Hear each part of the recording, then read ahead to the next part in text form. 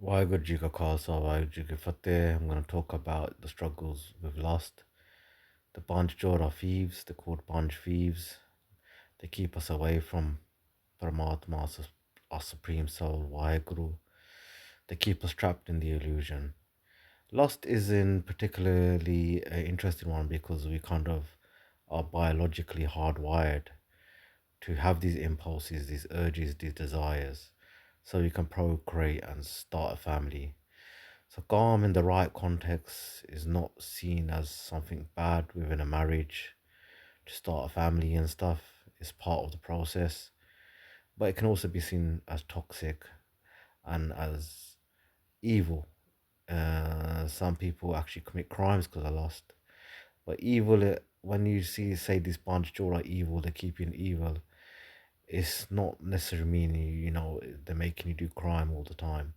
What it means is that anything that keeps you separated from the Lord is seen as evil and demonic. It's a figure of speech. Yeah, that's what it means. So I typed it into Chat GPT, and Chat GPT is not always great, but I read the response and I thought it was great, and I wanted to share it with you. This hard sangat, right? So it sounds like you're really struggling with lust. So in Chat GPT, I'll put Sikhism. I've had enough of lust. Most of us have had enough. We live in a very lustful society. Sex sells, it's everywhere. And we've got Kuli Shutti, we've got the apps, we've got the phones, the porn sites, we've got, you can link anybody, go anywhere. We've also got cars, money for hotels, and it's just very, very free society. You can do what you want. It's just boys and girls chill with each other. No one bats an eyelid these days. It's not like the traditional ways where Izzat or anything comes into play now, yeah? It's a very free liberal society in a way, yeah? So it sounds like you're struggling with lust and inner conflict, and that can feel exhausting. It can, man. In any inner conflict, any stress, it exhausts you, it drains you. In Sikhism, Sikhi, what you're describing is actually a very well known spiritual struggle. The struggle with the Panj is real. It's not an easy battle to conquer the mind. To go from Manmukh, which is controlled by the five desires, to go to Gurmukh, which is you're living in bliss with the Guru's way, is not easy. People say Janam Janam Lag Jandeya. It's a massive struggle. Sikh teachings talk about the five thieves, forces that pull the mind away from spiritual peace, which Jivan Mukt. So Kaam, Krodh, Lobh, Moh, Ankar, ego, attachment, greed, anger, lust. Feeling overwhelmed by calm lust is something Sikh Guru spoke about many times. The goal isn't to hate yourself for it, but to train the mind so it stops controlling you. Guidance from Sikh teachings. The founder of Sikhism, Guru Nanak, taught that the mind becomes calm and pure through a connection with the divine rather than through self punishment. Some traditional Sikh practices used to overcome lust include Nam Simran, remembering God's name, meditate on Waheguru, helps redirect the mind when desires arise. So if you feel a desire or you see something provocative on the phone and you feel the urge and you know you're gonna do something, start doing Waheguru, get up and walk and stuff like that and distract yourself.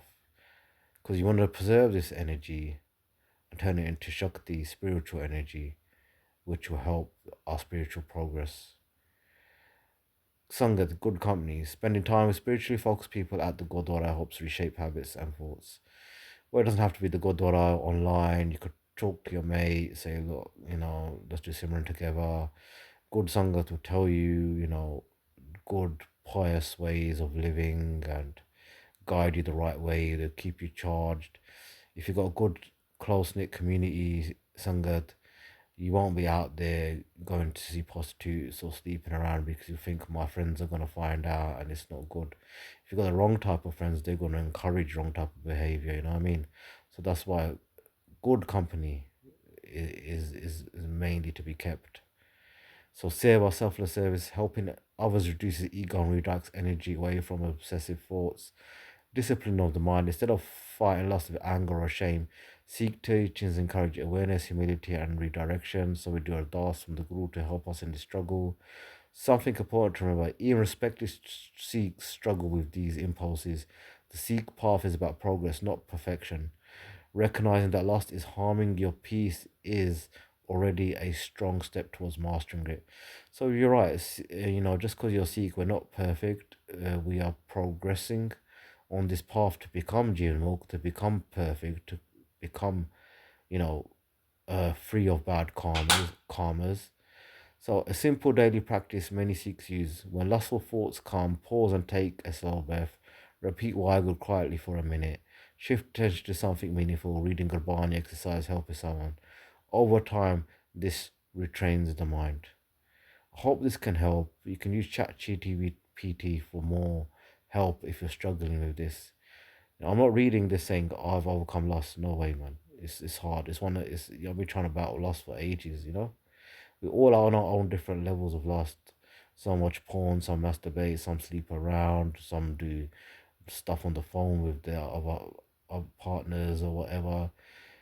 Some actually have no shame at all. Some move man to man, woman to woman.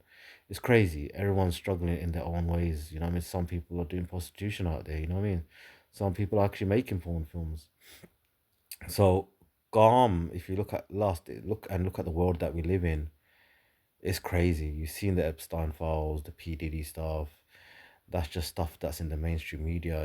The dark web. There's so much going on. There's so much crime. Take care, people. Waheguru Ji Ka Khalsa, Waheguru Ji Ki Fateh.